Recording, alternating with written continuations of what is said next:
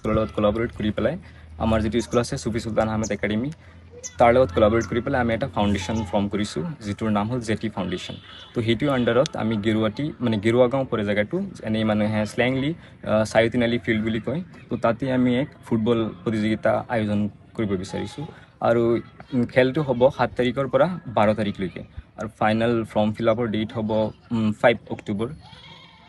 আৰু যিসকল মানে প্ৰতিদ্বন্দ্বী ইয়াত পাৰ্টিচিপেট কৰিব বিচাৰে তেওঁলোকৰ পাৰ টিমত ফিজ হ'ব 2,500 আৰু তেওঁলোকৰ ফাৰ্ষ্ট প্ৰাইজ থাকিব 5K আৰু উইথ মেডেলছ এণ্ড চাৰ্টিফিকেটছ, আৰু ছেকেণ্ড প্ৰাইজ থাকিব 3K with medal and certificates. So' সেইটোৱে আপোনালোকক মানে আমি অনুৰোধ জনাওঁ যে যিমান হয় আপোনালোকে আমাক ছাপোৰ্ট কৰিব যাতে আমি অসমৰ গোটেই ৰাইজক জনাব পাৰোঁ খেলটোৰ বিষয়ে, আৰু আমাৰ স্কুলটো আৰু আমাৰ ফাউণ্ডেশ্যনটো যাতে আমি সকলোক জনাব বিচাৰোঁ যে এনেকুৱা এটা ফাউণ্ডেশ্যন আছে যিটো মানে সমাজৰ কাৰণে কিবা এটা কৰিব বিচাৰি আছে।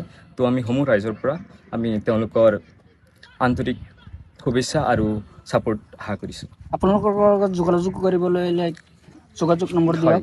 9957364014 এইটো নাম্বাৰত আমাক যোগাযোগ কৰিব পাৰিব, নহ'লে আমাৰ ছ'চিয়েল প্ৰফাইল আছে যেনেকৈ ZTF.in, তাতো আমাক কণ্টেক্ট কৰিব পাৰে।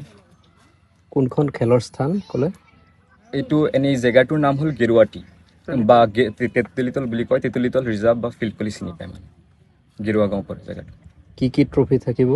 ট্ৰফি থাকিব ধৰক ফুটবলৰ কাৰণে যিটো ট্ৰফি হয় সেইটো ট্ৰফি থাকিব, তাৰ লগত মানে চাৰ্টিফিকেট থাকিব যিটো মানে আমাৰ ছ'চাইটিৰ আণ্ডাৰত মানে ৰেজিষ্টাৰ কৰা ছ'চাইটি আছে আমাৰ। ছ'চাইটিখনৰ নাম জেটি ফাউণ্ডেশ্যন।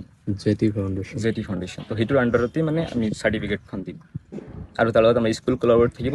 কেতিয়াৰ পৰা আৰম্ভ হ'ব খেলখন 7 তাৰিখৰ পৰা আৰম্ভ, 12 তাৰিখলৈকে। কি জনাবা প্ৰতিযোগীসকলক, কি আহ্বান জনাবা? প্ৰতিযোগীসকলে যাতে আমাক সহযোগ কৰে, কাৰণ ফাৰ্ষ্ট টাইম আমি বস্তুটো অৰ্গেনাইজ কৰিবলৈ গৈ আছোঁ, তো আমাক যাতে ফুল্লি ছাপোৰ্ট কৰে, ছাপোৰ্ট কৰি পেলাই যাতে বস্তুটো অলপ ভাল কৰি পেলাই সমাজত যাতে কিবা এটা দিব পাৰোঁ সেইটোৱে আশা কৰোঁ। আৰু তেওঁলোকক যিটো ক্ৰাইটেৰিয়া দিয়া হৈছে সেই ক্ৰাইটেৰিয়া মতে আহি পেলাই তেওঁলোকে জাষ্ট আমাৰ লগত সহযোগ কৰিলেই হ'ব।